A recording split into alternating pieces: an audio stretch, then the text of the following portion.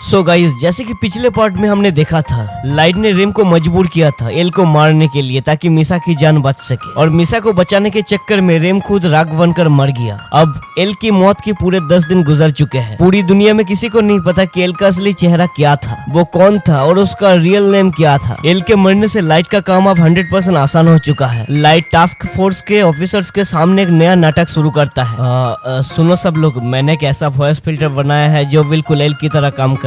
हम इस फिल्टर का यूज करके बाकी पुलिस और दुनिया को ऐसे दिखाएंगे कि एल अभी जिंदा है। लाइट, तुम बिल्कुल सही बोल रहे हो। तुम्हें अब लाइट की जगह ले लेनी चाहिए और इस इन्वेस्टिगेशन को आगे बढ़ाना चाहिए। देन सबकी बात मानते हुए लाइट एल के चेयर में बैठ जाता है। एल के बिना तो मुझे घंटा मजा नहीं आ रहा है भाई। लाइट सबसे कहता है कि एल का काम संभालने के लिए उसे एक अलग प्राइवेट रूम चाहिए जहां उसे कोई डिस्टर्ब ना करे। लाइट के डैड चीफ यागामी उसके लिए एक अपार्टमेंट ढूंढ देते हैं। इसके बाद लाइट बहुत दिनों बाद मिसा से मिलने कॉफी शॉप पर जाता है। लाइट वहाँ एकदम शांत और चुपचाप बैठा होता है। क्या हुआ लाइट, तुम इतने चुपचाप क्यों हो? मिसा, मुझे लगता है कि हमें लिव इन यानी कि एक साथ रहना शुरू कर देना चाहिए। ये सुनते ही मिसा की खुशी का ठिकाना नहीं रहता। आखिरकार वो अपने प्यार यानी कि लाइट के साथ हमेशा के लिए रह सकती है। शाम होते ही लाइट हेडक्वार्टर की टेरेस पर अकेला खड़ा होता है। तो चीफ, अब तो एल मर गया यार, अब सब कुछ कितना बोरिंग होने वाला है। नहीं रियूक, तुम गलत सोच रहे हो।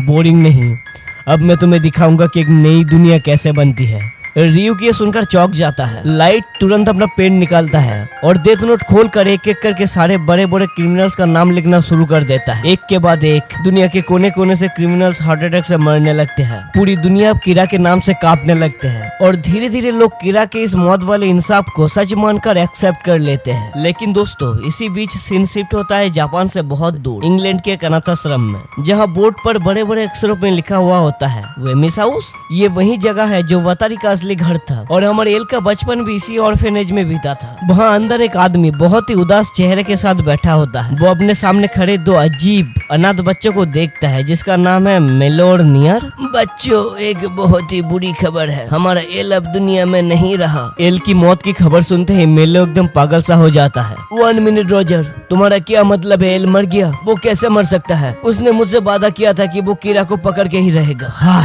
मुझे बस इतना बताओ, मरने से पहले एल ने अपनी जगह लेने के लिए किसका नाम लिया था, मेरा या नियर का? नहीं मेलो, उसने किसी का नाम नहीं लिया, वो कुछ करने से पहले ही मर गया। ठीक है रॉजर, तो तुम एल की जगह नियर को दे दो, क्योंकि ये हर चीज में अपना दिमाग चलाता है, मेरी तरह इमोशनल नहीं है। मैं ये अनाथाश्रम छोड़कर जा रहा हूँ।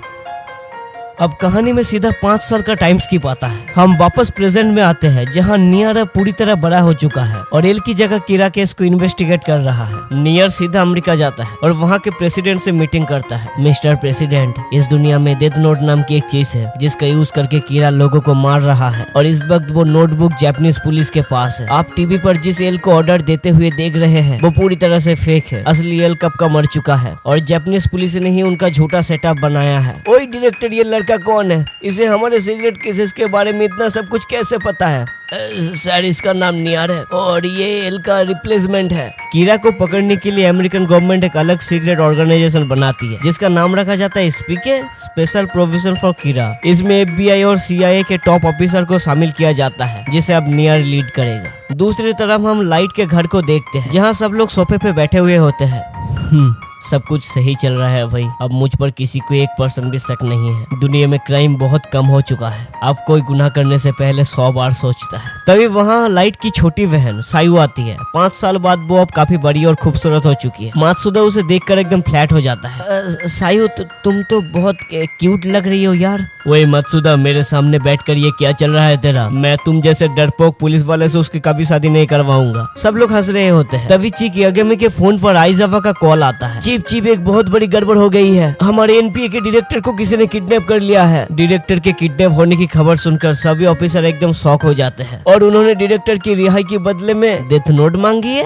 1 मिनट, इन लोगों को कैसे पता है कि डेथ नोट नाम की कोई चीज है? ये कैसे पॉसिबल है? चीफ यागामी अपने ऑफिस में इसी टेंशन में बैठे हुए होते हैं। तभी फिर से आइजावा का कॉल आता है। आइजावा बताता है कि उनसे मिलने कोई आया है। एक आदमी चीफ के ऑफिस में एंटर करता है और अपना ID कार्ड दिखाते हुए बताता है कि वो FBI एजेंट है। चीफ यागामी, क्या NPA के डायरेक्टर यहाँ है? नहीं, वो किसी काम से बाहर गए हैं। हाँ, अब लोगों ने ये प्रूव कर दिया है कि पुलिस पर कभी ट्रस्ट नहीं किया जा सकता, इसलिए अच्छा यही है कि डेथ नोट हमारे हवाले कर दीजिए। डेथ नोट का नाम सुनते ही चीफ यागामी का गुस्सा 7वें आसमान पे पहुंच जाता है। उन्हें लगता है कि इस FBI वाले गैंग ने ही डायरेक्टर को किडनैप किया है। चीफ गुस्से में एजेंट का गला पकड़कर उन्हें दीवार से जा टकरा देते हैं। उधर अमेरिका में बैठकर नियर अपने हेडफोन से ये सारी बातें सुन रहा होता है। उसे समझ आ जाता है कि कोई तीसरा NPA के डायरेक्टर को किडनैप कर लिया है और बदले में वो डेथ नोट मांग रहा है। एजेंट, चीफ यागामी से कहो कि डायरेक्टर को बचाने के लिए हम उनकी पूरी हेल्प करेंगे। लेकिन दोस्तों असली ट्विस्ट अब आता है। हम मेलो को देखते हैं जो अपने गुंडों की गैंग से NPA के डायरेक्टर को किडनैप किया है। हाँ तो डायरेक्टर साहब सच सच बताओ कि कीरा के इस केस में कौन कौन शामिल है? चीफ यागामी भी तुम्हारे साथ काम कर रहे थे ना?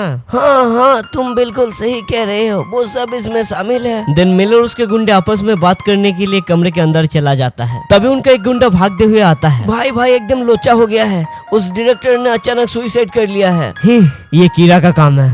भाई अब हम क्या करेंगे? अब हम उनसे किस चीज पर डील करेंगे? चिंता मत करो, अगर डायरेक्टर मर गया तो क्या हुआ, हमारे पास और एक रास्ता है। इधर टास्क फोर्स के हेडक्वार्टर में किसी को नहीं पता कि डायरेक्टर के साथ क्या हुआ है। लाइट अपने रूम में बैठकर गहरी सोच में डूबा होता है। तभी चीफ यागामी के मोबाइल पर एक कॉल आता है। कॉल आते ही आइजावा एकदम तुरंत एक्टिव हो जाता है और फोन की लोकेशन ट्रेस करना शुरू कर देता है। चीफ यागामी, हमने वो पुरानी डील कैंसिल कर दी है क्योंकि वो तुम्हारा बुढ़ा डायरेक्टर मर चुका है। अब हम ये डील तुम्हारी बेटी सायु के बदले में करेंगे। सायु अब हमारे कब्जे में है। सायु का नाम सुनते ही चीफ यागामी के पैरों के तले जमीन खिसक जाती है। वो डर के मारे कांपने लगते हैं। और हाँ लिसन, अगर अपनी बेटी की जान प्यारी है तो इसमें पुलिस फोर्स या किसी और की हेल्प लेने की गलती मत करना। अगर मुझे थोड़ा सा भी शक हुआ तो मैं तुम्हारी बेटी को मार दूंगा। फोन करते ही हेडक्वार्टर का माहौल एकदम गर्म हो जाता है। चीफ यागामी तुरंत अपने घर पर कॉल करती है ताकि पक्का कर सके कि सायु कहाँ है। फोन उनकी वाइफ उठाती है पर उन्हें नहीं पता कि सायु अभी तक क्यों वापस नहीं आई। ये सुनते ही चीफ यागामी के होश उड़ जाते हैं। लाइट तुरंत सायु के मोबाइल पर कॉल लगाता है पर उधर रास्ते के किनारे सायु का फोन पड़ा हुआ होता है। दूसरी तरफ अमेरिका में नियर को NPA के डायरेक्टर की मौत की खबर मिलती है। तुम दोनों को क्या लगता है कि डायरेक्टर को किसने मारा? सर मुझे लगता है कि उन किडनैपर्स ने उन्हें नहीं मारा होगा। सर हो ना हो ये पक्का कीरा का काम है। बिल्कुल सही, अगर किडनैपर जिंदा होता तो पुलिस डर के मारे डेथ नोट किडनैपर को दे देती। और अगर ये सच में कीरा का काम है तो हमारी सस्पेक्ट की लिस्ट बहुत छोटी हो गई है। इसका मतलब कीरा उन्हीं लोगों में से है जो पुलिस इन्वेस्टिगेशन के अंदर बैठे हैं। नियर को अब समझ आता है कि इस किडनैपिंग के पीछे कौन है। वो ऑफिसर को एक फोटो दिखाता है। ये मेलो है, पता लगाओ इस वक्त ये कहाँ है। इधर टास्क फोर्स के हेडक्वार्टर में मेलो का दोबारा कॉल आता है। तो सुनो सब लोग, मैं तुम्हें लॉस एंजलिस का एक एड्रेस दे रहा हूँ। वो डेथ नोट लेकर चुपचाप वहाँ पहुँचो और बदले में सायु को ले जाओ। और हाँ फिर से कह रहा हूँ, होशियारी मत दिखाना, नहीं तो अंजाम बहुत बुरा होगा। मैं अकेला जाऊंगा। वो डेथ नोट लेकर लॉस एंजलिस जाना मेरी जिम्मेदारी है। मैं अपनी बेटी को बचाने के लिए किसी भी अंजाम भुगतने के लिए तैयार हूँ। नहीं डैड, आप ऐसा पागलपन नहीं कर सकते। हमें कोई प्लान बनाना होगा। अगर वहाँ कुछ भी गलत हुआ तो आपकी जान चली जाएगी। पर उनके पास सोचने के लिए समय बहुत कम था। उधर अमेरिका में नियर FBI डायरेक्टर को अच्छे तरीके से समझा देता है कि डायरेक्टर का खून कीरा ने किया है, किडनैपर ने नहीं। तभी लाइट अपना दिमाग चलाता है और एल बनकर सीधा FBI डायरेक्टर को कॉल लगाता है ताकि FBI से थोड़ी सी मदद मांग सके। हेलो डायरेक्टर, मैं एल बोल रहा हूँ। मुझे आपसे मर्डर केस के सिलसिले में बात करनी है। नियर डायरेक्टर से फोन मांगता है। हाँ बताओ कैसे हो? हमारे L number 2। What? L number 2? तुम ये क्या बकवास कर रहे हो? ओह प्लीज ये नाटक अब बंद करो। मैं SPK का मेंबर हूँ, मुझे सब पता है तुम्हारे बारे में। हम जानते हैं कि असली एल कब मर चुका है। इन लोगों को कैसे पता चल गया कि एल मर गया है? अब जब असली एल मर चुका है तो तुम मुझे एन बुला सकते हो। नियर से बात करने के बाद लाइट को वही पुरानी फीलिंग आती है जैसे वो अभी एल से बात कर रहा हो। इस मुश्किल घड़ी में लाइट को किसी भी करके अपनी बहन सायु की जान बचानी है, इसीलिए वो अपनी ईगो को साइड में रखकर एन से मदद मांगता है। ओके एल नंबर 2, पर डील से तुम्हारा क्या मतलब है? क्या वो लोग डेथ नोट मांगी है? हाँ ठीक है एल नंबर 2, मैं इस मिशन में तुम्हारी पूरी हेल्प करूंगा। इस वक्त हमारे लिए मौत की किताब से ज्यादा हमारे लिए सायु की जान बचाना इम्पोर्टेंट है। इधर हेडक्वार्टर में चीफ यागामी पूरी तरह से टूट चुका है। लाइट बेटा, मैं मरने के लिए भी तैयार हूँ, पर प्लीज मेरी बेटी को किसी भी करके बचा लो। हे डैड, आप ये क्या बात कर रहे हो? आपको कुछ नहीं होगा, मैं सब कुछ संभाल लूंगा, पर आप मुझे प्रॉमिस करो कि आप वहाँ अपना ध्यान रखोगे। इसके बाद लाइट मिसा के पास पहुँचता है। लाइट को पता है कि लॉस एंजलिस में मिसा की शिनिगामी आईएएस उसके बहुत काम आएगी। लॉस एंजलिस का नाम सुनते ही मिसा एकदम खुशी के मारे झूम उठती है। उसे लगता है कि वो लाइट के साथ घूमने जा रहा है। लाइट बाकी ऑफिसर से पहले ही मिसा को लेकर लॉस एंजलिस के लिए निकल जाता है ताकि वहाँ पहुँचकर अपनी सिगरेट तैयारी कर सके। वो बाकी ऑफिसर्स को बोल देता है कि वो लोग बाद में आए। उधर जापानीज टास्क फोर्स में आइजाबा को ऑर्डर मिलता है कि वो चीफ यागामी के साथ लॉस एंजलिस जाना है। लॉस एंजलिस पहुंचने पर मेलो का एक गुंडा चीफ यागामी से कांटेक्ट करता है। आइजाबा इसे देखकर लाइट को कॉल करता है। ब्रदर, यहाँ एक अजीब बंदा आया है जो बिल्कुल चीफ यागामी के पीछे खड़ा है, क्या मैं उसे यही अरेस्ट कर लूं? नहीं आइजाबा, अभी भूल कर भी कोई एक्शन मत लेना, बस चुपचाप उन लोगों पर नजर रखो। वैसे मुझे बताओ तो फ्लाइट कहाँ जा रहा है? ये फ्लाइट तो लॉस एंजलिस ही जा रहा है, पर ये अलग फ्लाइट है। चीफ यागामी उस प्लेन के अंदर आकर बैठ जाते हैं, पर असल खेल तो कॉकपिट के अंदर चल रहा होता है। एयर ट्रैफिक कंट्रोल प्लेन के पायलट को वार्निंग भेजता है, फ्लाइट 69 आप लोग गलत रूट पर जा रहे हैं। मुझे पता है, मैं जानबूझकर गलत रूट पर जा रहा हूँ। हमें एक पैसेंजर को बीच रास्ते में कहीं ड्रॉप करना है। डोंट वरी, ये कोई हाईजैक नहीं है। कुछ ही देर में ये खबर न्यूज चैनल पर आने लगती है। धत तरीके, मुझे फ्लाइट में बोर्ड करने से पहले उन सारी पायलट्स की इन्फॉर्मेशन निकाल लेनी चाहिए थी। मुझे उन पर क्यों शक नहीं हुआ? लाइट तुरंत FBI के डायरेक्टर एन को कॉल लगाता है। मिस्टर एन, तुम्हें तो फ्लाइट के हाईजैक और रूट बदलने की सारी रिकॉर्डिंग और इन्फॉर्मेशन मिली गई होगी। मैं बस तुमसे इतना चाहता हूँ कि तुम हायर अथॉरिटीज को बोलो कि उस फ्लाइट पर अभी कोई एक्शन ना ले। ठीक है एल नंबर 2, मैं तुम्हारी बात से एग्री करता हूँ। हम अभी कोई जल्दबाजी नहीं करेंगे। उधर फ्लाइट के अंदर मेलो का कॉल आता है। हाँ तो मिस्टर यागामी, असल में मैं आपको सॉरी बोलने के लिए कॉल किया है। मुझे आपकी बेटी या आपकी जान से कोई लेना देना नहीं है। मैं तो बस वो डेथ नोट चाहता हूँ, इसीलिए अगर आपने मेरी बात मानी तो मैं वादा करता हूँ कि कोई नहीं मरेगा। फोन कटने के बाद चीफ यागामी धर्म संकट में पड़ जाते हैं। मैं अपनी बेटी को बचाने के लिए डेथ नोट किसी गलत हाथ में देने जा रहा हूँ। अगर इसने डेथ नोट का गलत यूज किया तो पता नहीं कितने मासूम लोग मारे जाएंगे। मैं क्या करूँ? चीफ यागामी इसके बारे में सोच ही रहे होते हैं, तभी अचानक लॉस एंजलिस के बहुत दूर एक डेजर्ट के बीच वो प्लेन आकर लैंड हो जाता है। रेगिस्तान के बीच अचानक एक अंडरग्राउंड बेसमेंट का दरवाजा खुलता है। चीफ यागामी धीरे धीरे उस बेसमेंट के अंदर जाते हैं। थोड़ा आगे बढ़ने पर उन्हें सामने एक ग्लास के केबिन के अंदर अपनी बेटी सायु कैद दिखाई देती है, पर तभी एक गुंडा उन पर लगातार बुलेट्स फायर करने लगता है। गोली की आवाज सुनकर चीप और सायु दोनों डर के मारे कांपने लगते हैं। रिलैक्स चीप, घबराओ मत, ये ग्लास पूरी तरह से बुलेट प्रूफ है। इस पूरे केबिन को इस तरह से डिजाइन किया गया है, जब ये ग्लास घूमेगा तो तुम्हारी बेटी ऑटोमेटिक तुम्हारे पास आ जाएगी और डेथ नोट हमारे पास। पर याद रखना, अगर तुमने कोई होशियारी दिखाई या इस डील को मना किया तो इस ग्लास में जो छोटा सा होल है, इससे मैं तुम्हारी बेटी को गोली मार दूंगा। इसके बाद वो गुंडा चीफ यागामी को ऑर्डर देता है कि वो डेथ नोट को खोलकर उसका आधा हिस्सा उस होल के अंदर डाल दे। उधर लाइट को कुछ पता नहीं कि बेसमेंट के अंदर क्या चल रहा है। उसका सुपर सैटेलाइट प्लान एकदम पूरी तरह से फ्लॉप हो चुका है। क्या मुझे अपनी बहन सायु को मार देना चाहिए? मैं क्या करूं? इस डेथ नोट को उन लोगों के हाथ में नहीं दे सकते। इधर बेसमेंट में मेलो का गुंडा कहता है कि ये डील पूरी करने से पहले वो डेथ नोट को चेक करेगा कि ये रियल है या फेक। इधर लाइट सोचता है कि वो अपनी बहन सायु को नहीं मार सकता, उसे डेथ नोट को उनके हवाले करना ही होगा। तभी वो गुंडा डेथ नोट को टेस्ट करने के लिए उस पर एक नाम लिखता है, और दोस्तों वो नाम और कोई नहीं बल्कि मेलो के सामने खड़ा हुआ वो बंदा होता है। मेलो के बराबर बैठा दूसरा गुंडा लाश को देखकर जोर जोर से हंसने लगता है। एक्चुअली वो गुंडा उनसे छुपकर ड्रग्स का धंधा कर रहा था और मेलो का इसका पता चल गया था, इसलिए उन्होंने एक तीर से दो शिकार की। गद्दार को सजा दे दी और डेथ नोट का भी लाइव टेस्ट कर लिया। मेलो को कॉन्फर्मेशन मिल जाती है कि ये किताब 100% असली है। वो लोग चीफ यागामी को बदले में सायु दे देते हैं। चीफ यागामी अपनी बेटी सायु को लेकर तुरंत वहाँ से निकल जाते हैं। इधर जापान में लाइट अपने सैटेलाइट पर देखता है कि उसके डैड और सायु सेफली बाहर आ चुके हैं। सायु को सही सलामत देखकर उसकी जान में जान आती है। पर उधर अमेरिका में SPK के डायरेक्टर नियर को अपडेट देते हैं, सर किडनैपर एक हेलीकॉप्टर का यूज करके वहां से भागने की कोशिश कर रहे हैं। लाइट सैटेलाइट पर हेलीकॉप्टर को ट्रेस कर ही रहा होता है, पर तभी जमीन के अंदर से एक मिसाइल बाहर निकलती है और ये देखकर लाइट की आंखें फटी की फटी रह जाती है। तभी वो मिसाइल पूरी स्पीड में आसमान की तरह लॉन्च हो जाती है। ये क्या चल रहा है? डेथ नोट इस वक्त हेलीकॉप्टर में है या मिसाइल के अंदर? ओके मेलो सर, मैंने बिल्कुल वैसे ही किया जैसे आपने कहा था। मिसाइल सही सलामत निकल चुकी है। और इतना बोलते ही वो पायलट अचानक पूरे हेलीकॉप्टर को हवा में ही ब्लास्ट कर देता है।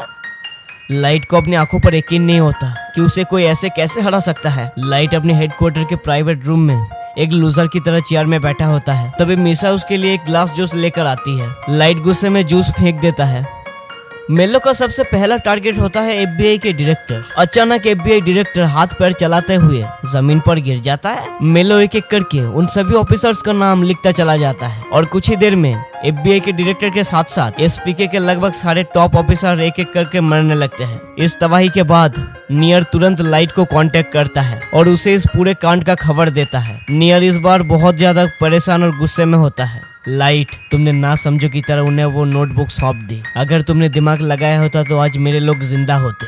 अगर तुम मेरी जगह होते और किसी ने तुम्हारी सगी बहन को किडनैप किया होता तो क्या तब भी तुम यही बात बोलते? हाँ, चलो वापस में लड़ने से कोई फायदा नहीं। अगर हमें उस नए दुश्मन को हराना है तो हमें मिलकर काम करना होगा। वैसे क्या तुम्हें पता चला कि इस किडनैपिंग और तबाही के पीछे आखिर किसका हाथ है? हाँ, इस सब के पीछे मेलो है। मैं उसका रियल नाम नहीं जानता। मुझे बस पता है कि 5 साल पहले वो अनाथाश्रम में रहता था जिसका नाम वेमिस हाउस है। लाइट को याद आता है और ये तो वही जगह है जिसे वतारी ने बनाया था। वो मेलो मेरे साथ गेम खेल रहा है कि कीरा को सबसे पहले कौन पकड़ेगा, वो या मैं। अब सीन शिफ्ट होता है सिनिगामी वर्ल्ड में। वहाँ एक नया सिनिगामी जिसका नाम है सिदो, वो दूसरे सिनिगामी से बात करता है। लोचा हो गया यार, मेरी डेथ नोट कहीं पर खो गई है। क्या तूने कहीं पर उसे देखा है? तेरी वो डेथ नोट तो रियुग ने चुरा ली है और वो इस वक्त उसे लेकर धरती पर गया है। क्या रियुग ने उसे चुरा लिया है? तो अब मुझे भी नीचे जाना होगा। अगले दिन हम लाइट के घर का सीन देखते हैं। सायु पूरी तरह से ट्रॉमा में चली गई है। उसकी मॉम उसे पकड़कर धीरे धीरे गार्डन में घुमाती है ताकि वो इस डर से बाहर आ सके। इधर रियुक आराम से बैठा हुआ होता है, पर तभी अचानक उसके सामने सिनिगामी वर्ल्ड से आया सिदो आ जाता है। अबे तू यहाँ क्या कर रहा है? क्या चाहिए तुझे? रियुक साले, मुझे मेरी नोटबुक वापस चाहिए। मुझे सब पता चल चुका है, मेरी नोटबुक तेरे पास है। अब नहीं भाई, तुझे अभी तेरा नोटबुक नहीं मिल सकती। यहाँ धरती पर चल रही केस बहुत ही ज्यादा कॉम्प्लिकेटेड हो चुकी है।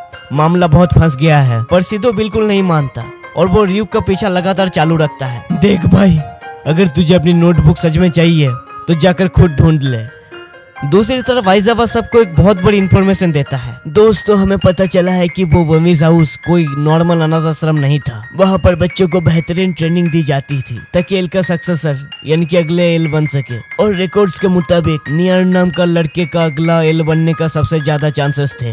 1 मिनट, एन के ये एन सच में वही नियर है?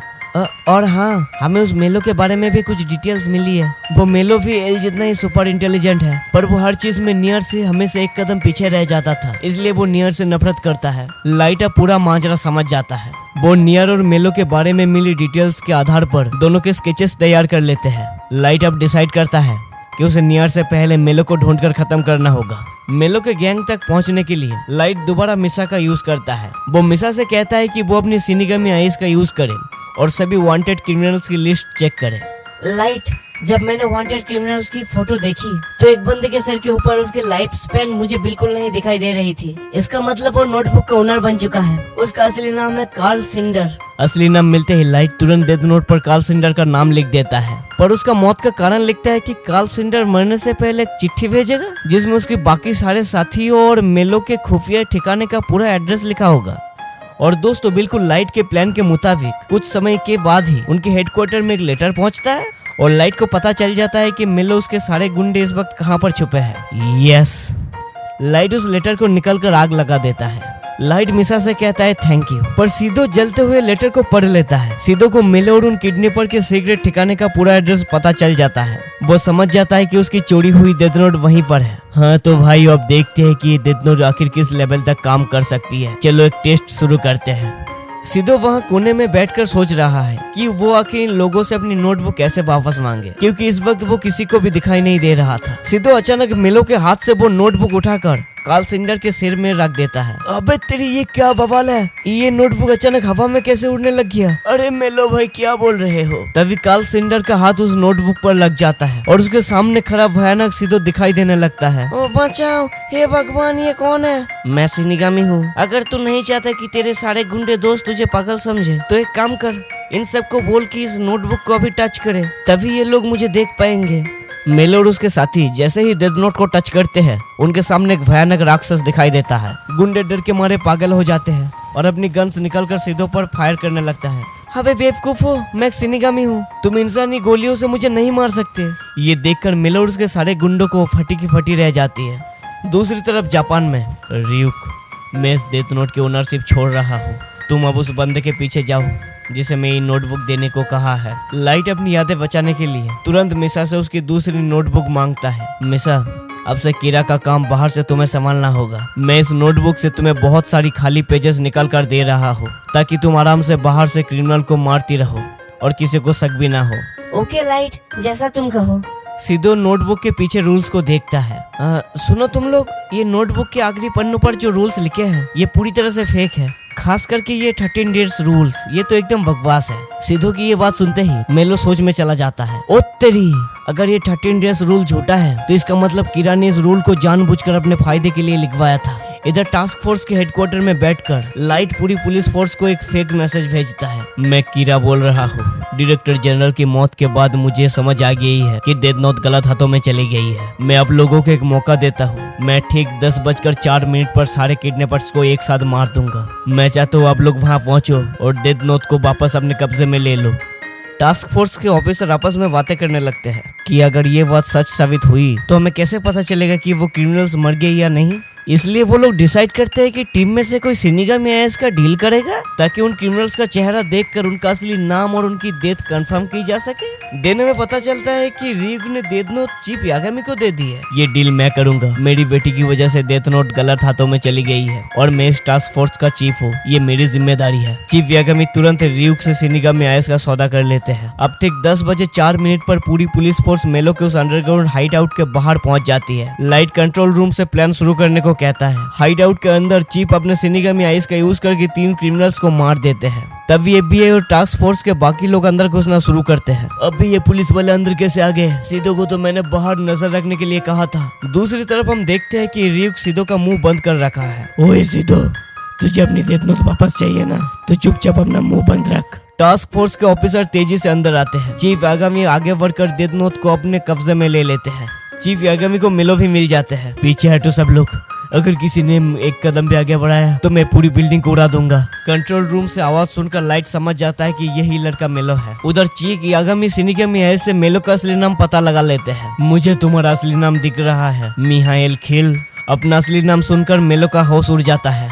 मिहाइल खिल, अपने आप को सरेंडर करो, मुझे मजबूर मत करो डेथ नोट का यूज करने के लिए। इधर हेडक्वार्टर में लाइट गुस्से से पागल हो रहा होता है। अबे यार डैड, आप क्या कर रहे हो? उसे जान से मार दो ना। तभी अचानक मिलो का एक गुंडा जो जमीन पर मरने का नाटक कर रहा था, वो अपना गन उठाता है और चीफ यागामी पर पीछे से लगातार गोलियां चला देता है। गोली लगते ही चीफ यागामी जमीन पर गिर पड़ते हैं, पर जमीन पर गिरने के बाद भी उन्होंने उस डेथ नोट को इतनी ताकत से हाथ में जकड़ कर रखा था कि कोई उनके हाथ से वो नोटबुक छीन न पाता। तभी पीछे से पुलिस फोर्स अंदर घुस आती है। एक ऑफिसर मेलो के उस गुंडे को गोली मार देता है और वो तुरंत मेलो को सरेंडर करने के लिए चिल्लाते हैं, पर मेलो सरेंडर करने की जगह सीधा बम का बटन दबा देता है। पूरी बिल्डिंग में एक जोरदार धमाका होता है और सब कुछ तबाह हो जाता है।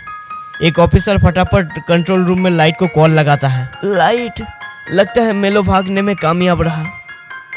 चीफ यागामी को तुरंत हॉस्पिटल में एडमिट करवाया जाता है। उनका पूरा परिवार और टास्क फोर्स के सारे ऑफिसर बेड के पास रोते हुए खड़े होते हैं। चीफ यागामी के पास इस वक्त भी शिनिगामी आईएएस होती है। वो अपनी कमजोर आंखों से अपनी बेटी की तरफ देखता है। लाइट बेटा, मुझे तुम्हारे सर के ऊपर तुम्हारी लाइफ स्पेन एकदम साफ दिख रही है। मैं बहुत खुश हूँ मेरे बच्चे कि तुम कीरा नहीं हो। मुझे माफ कर देना बेटा, मैं तुम पर शक किया था। असल में दोस्तों बात यह है कि जो डेथ नोट का ओनर है उनकी लाइफ स्पैन शिनिगामी आईएएस से नहीं दिखती, पर क्योंकि लाइट ने अपनी नोटबुक की ओनरशिप पहले ही छोड़ दी थी और मिसा के नोटबुक के पेजेस यूज कर रहा था, इसलिए उसका उम्र दिख रहा था। लाइट ने अपने मरते हुए बाप को भी धोखा दे दिया। लाइट के दिमाग में इस वक्त भी सिर्फ और सिर्फ मेलो का मरने का भूत सवार होता है। वो अचानक डेथ नोट निकालता है और अपने डैड के हाथ में पेन पकड़ा देता है। डैड प्लीज आप जल्दी से मेलो का असली नाम नोटबुक पर लिख दो। पर नाम लिखने से पहले ही वो अपनी आंखें हमेशा के लिए बंद कर लेते हैं। चीफ यागामी के मौत से कमरे में सब लोग जोर जोर से रोने लगते हैं। सारे बचे हुए ऑफिसर्स हॉस्पिटल से बाहर आते हैं और चीफ की लाई हुई उस डेथ नोट को एक साथ टच करते हैं। टच करते ही उनके सामने शिनिगामी सिद्धू खड़ा होता है।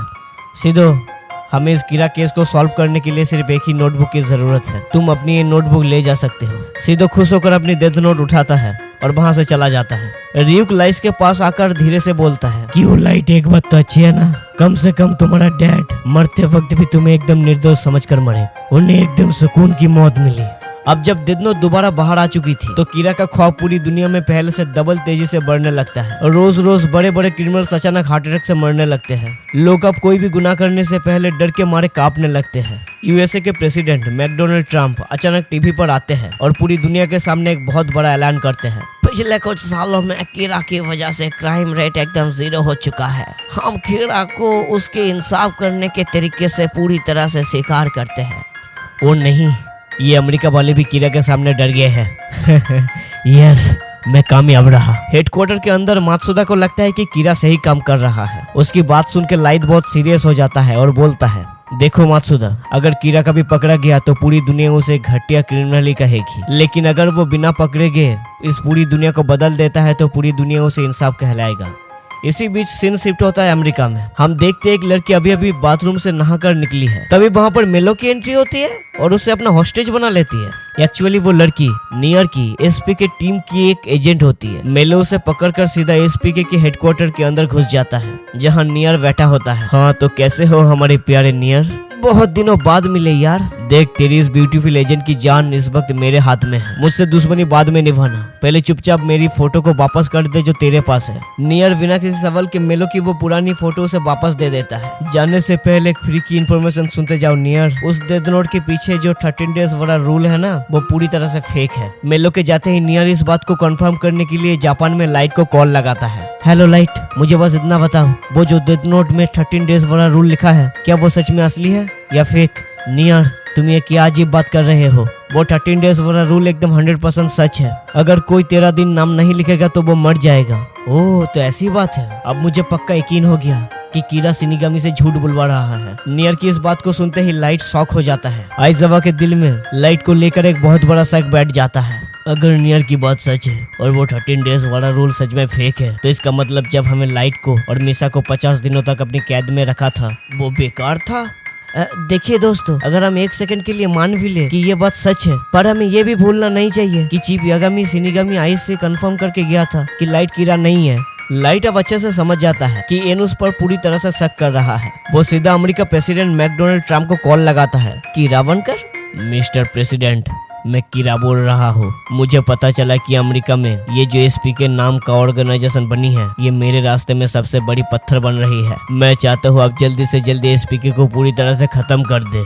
जब तक ये लोग जिंदा है मैं अपना काम ठीक तरीके से नहीं कर पा रहा हूँ, इन्हें साफ करो। और दोस्तों याद है ना वो टीवी स्टेशन का मैनेजर जिसे हमने बिल्कुल शुरुआत के पार्ट्स में देखा था?